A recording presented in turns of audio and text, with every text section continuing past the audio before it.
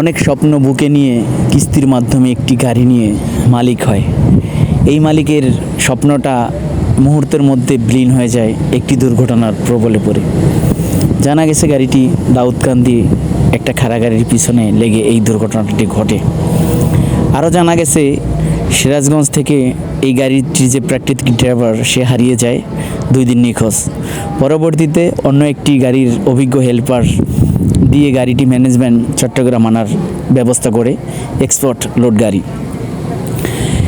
আসলে আমি বলতে চাই যে একটা হেল্পার সে সম্পূর্ণ অভিজ্ঞ, সবই ঠিক আছে, কিন্তু সে তো একা, তার পাশে তার একটা লোক প্রয়োজন, তাই না?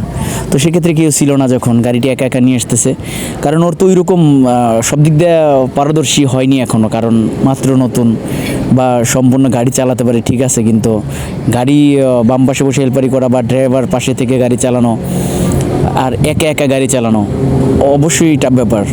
তো গাড়িটি যাই হোক ওখান থেকে নিয়ে এসে এখানে আনার পরে গাড়িটি খাড়া গাড়ির পিছনে বাম পাশ, মানে কী অবস্থা দেখেন, যদি বামে কোনো লোক থাকতো হয়তো বা তার দুর্ঘটনা ঘটতে পারতো, কিন্তু ভাগ্যক্রমে এই ড্রাইভারটির কোনো সমস্যাই হয় নাই, কারণ কভার ভ্যানের কোনায় লেগে ডাইরেক্ট ছাদ উড়ে যায়, বাম পাশের অবস্থা খুবই করুণ দশা হয়ে যায়। আমি বলবো যে একটা প্রাকৃতিক ড্রাইভার দ্বারা আপনারা গাড়ি চালান, যার লাইসেন্স আছে লাইসেন্সধারী, কিন্তু হঠাৎ করে যতই অভিজ্ঞ হেল্পার হোক না কেন আপনি তাকে সহজেই একা একা রাস্তায় ছেড়ে দিতে পারেন না, একটা গাড়ি দিতে পারেন না। এখানে তো আরও বড় দুর্ঘটনা ঘটতে পারতো, একটা মানুষ থাকলে সে মারা যেত, তার পরিবারের কী পরিস্থিতি হতো, বা ওই গাড়ির চাপায় যদি মানুষ থাকতো তারও তো হতে পারতো।